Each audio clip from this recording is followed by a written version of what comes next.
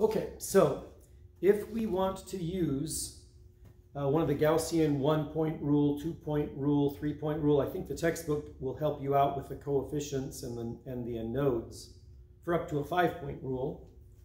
To solve an integral that does not go from -1 to 1, just from a generic from A to B, we have to do a transformation.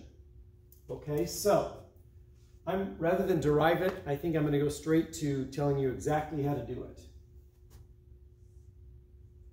A to B, the integral of f of x dx is exactly equal to the integral from let's see, nope, I got to put a coefficient in front of that. I need to put b minus a over 2 times the integral from -1 to 1 of f of b minus a over 2t plus b plus a over 2 dt.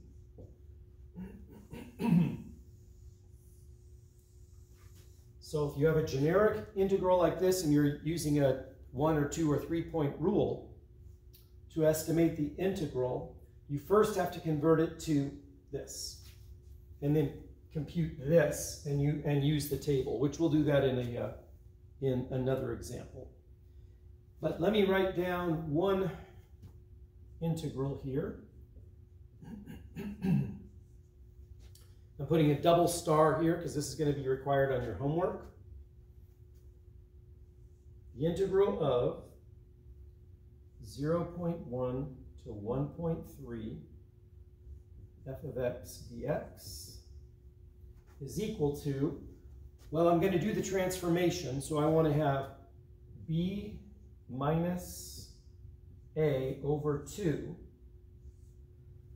And then I'm going to get the integral going from -1 to 1 of f of 1.3 minus 0.1 over 2 times t plus 1.3 plus 0.1 over 2 dt.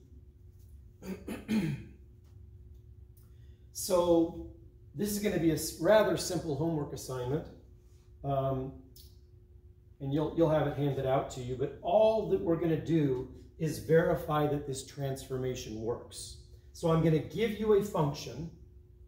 It won't be as simple as x squared, but something like that.